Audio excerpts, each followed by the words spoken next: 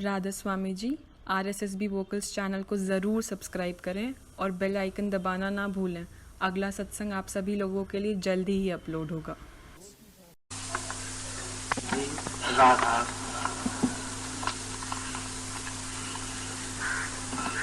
कुंडलियां परतुसादी महाराज।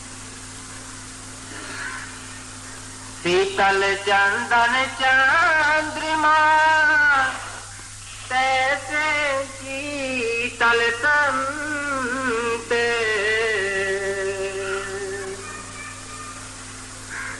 शीतल चंदन चंद्रमा तैसे शीतल संत, तैसे शीतल संत जगत की ताप बुझावे।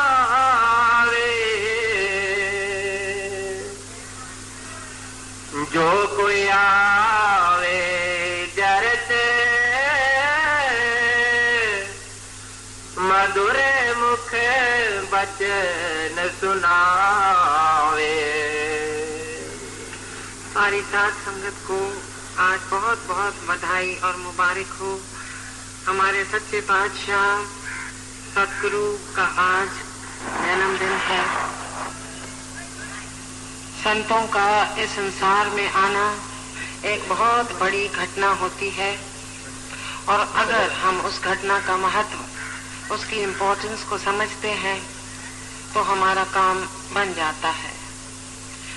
मुबारक दिन इसलिए है हमारे लिए कि संत सतगुरु अपना परम धाम छोड़ के अपने आप को इस शरीर के अंदर बांध के बंद करके हमारे लिए आते हैं, हमें संदेश सुनाते हैं और जो कोई उनका संदेश सुनता है वो अपने धुरधाम वापस पहुंच के सुख और शांति और आनंद में लिप्त हो जाता है।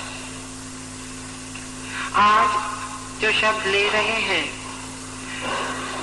वो महात्मा पलटू साहब जी महाराज का शब्द है। छोटी सी 8 पंक्तियों की कुंडली है, लेकिन इस कुंडली के अंदर पलटू साहब जी महाराज ने संत मत का सार बांध दिया है। संत मत का आधार 2 मुद्दों पर होता है। एक नाम और दूसरा सतगुरु। पहला आधार, पहली आधारशिला नाम की कमाई है, क्योंकि नाम के बिना मुक्ति नहीं। अगर नाम के बिना मुक्ति नहीं तो नाम कहां से मिलता है? नाम सतगुरु के द्वारा मिलता है और वो सतगुरु जो धुरधाम का संदेश लेके आता है। धुरधाम का संदेश क्या है, इस बात को भी समझने की जरूरत है। धुरधाम का संदेश शब्द का संदेश है। धुरधाम का संदेश प्रकाश का संदेश है।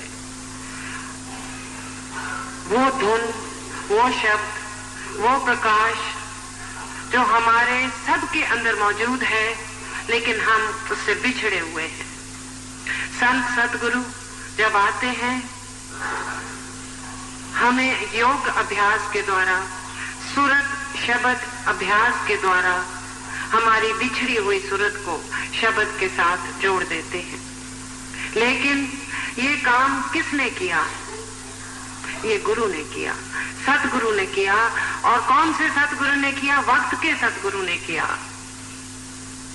जो संत जन आ चुके हैं वो अपने वक्त के जीवों को समझाकर, बुझाकर, जिन्होंने उनकी बात सुनी, अपने मन में धारण की, उनको अपने साथ ले गए। इसलिए वक्त के गुरु की महिमा अपार है।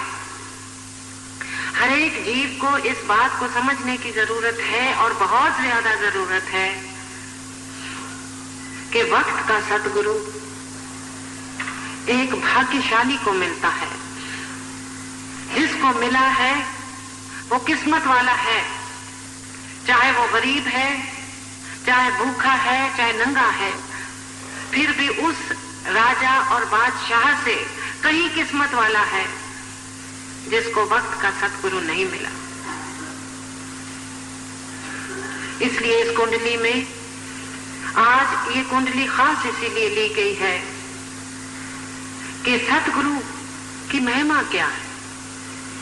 हम जानते हुए भी भूल जाते हैं, अपने दुनिया के कामों में लग जाते हैं, बिल्कुल भूल जाते हैं कि सत्संग क्या है, सतगुरु क्या है, नाम क्या है। इसलिए संत बार बार अपने वाणी के द्वारा जो उन्होंने अनुभव किया है हमें बताते हैं। पलटू साहिब जी महाराज हमें इस वाणी के अंदर समझाते हैं कि सतगुरु की निशानियां क्या है, सतगुरु कैसे होते हैं। पलटू साहिब जी महाराज खुद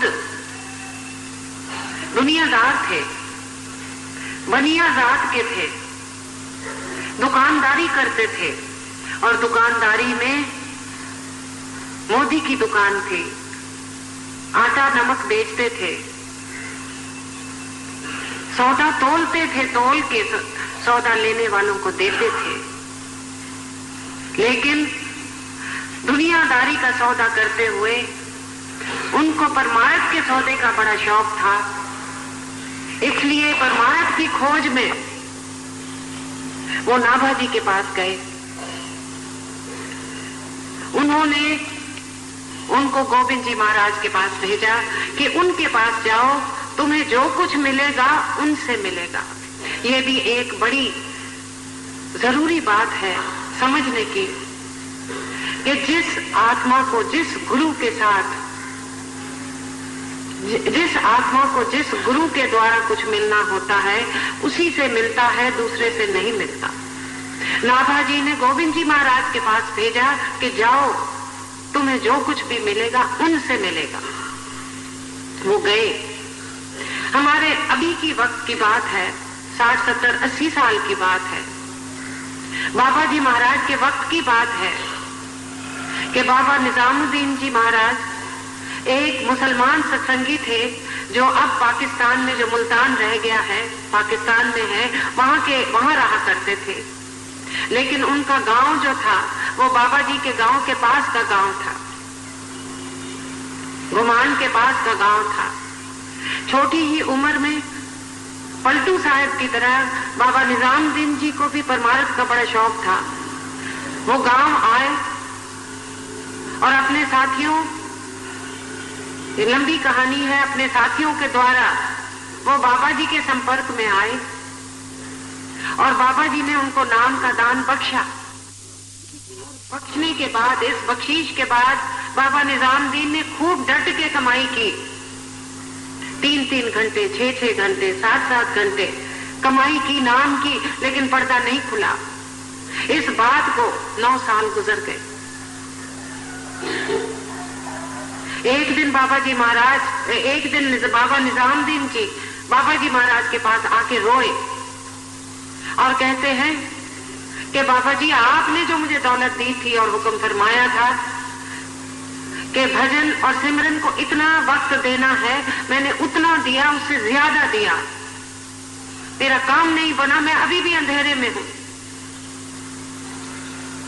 बाबा जी कहते हैं, वक्त आने पर तुझे पता लग जाएगा कि तेरा पर्दा क्यों नहीं खुला। लेकिन याद रख बेटा कि तेरी कमाई अजाया नहीं जाएगी। जब वक्त आया कुछ सालों के बाद, तो उनको पता चला। कैसे पता चला? कि बड़े हजूर वहां पर आए ब्यास। तो बाबा जी उनको कहते हैं कि तू निजामुद्दीन के सिर पे हाथ रख। तो बड़े हजूर फरमाते हैं कि क्यों बाबा जी, मैं क्यों रखूं? नाम आपने दिया है, हाथ मैं रखूं?